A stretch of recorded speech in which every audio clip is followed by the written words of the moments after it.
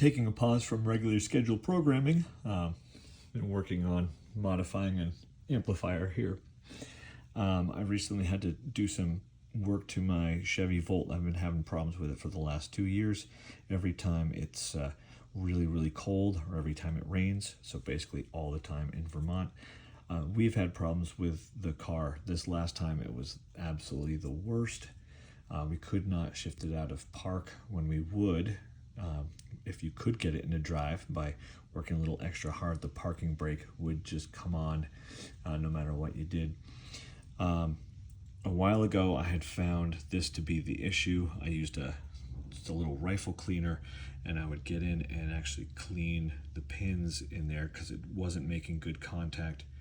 As it turns out, our car thought that it was plugged in this whole time, and that is why we could not shift out of park and why the parking brake would come on if we were.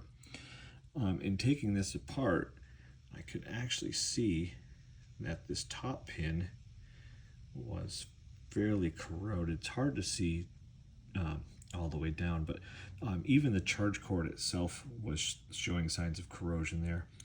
I will say that I ordered a brand new one of these. It came in last week. It took me just a little bit to swap it out, and it's like we have a brand new Chevy Volt again. This is for the 2014. So just curious, I decided to take this thing apart and take a look, and what I found on the back was no matter how much cleaning I did to the front, the damage had already been done.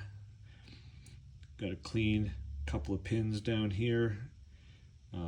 This one's actually showing a little sign of starting to get some corrosion in, but this one just rusted and gross on the inside.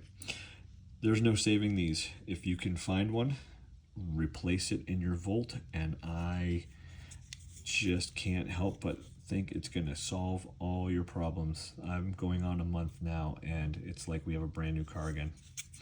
That is my PSA for today.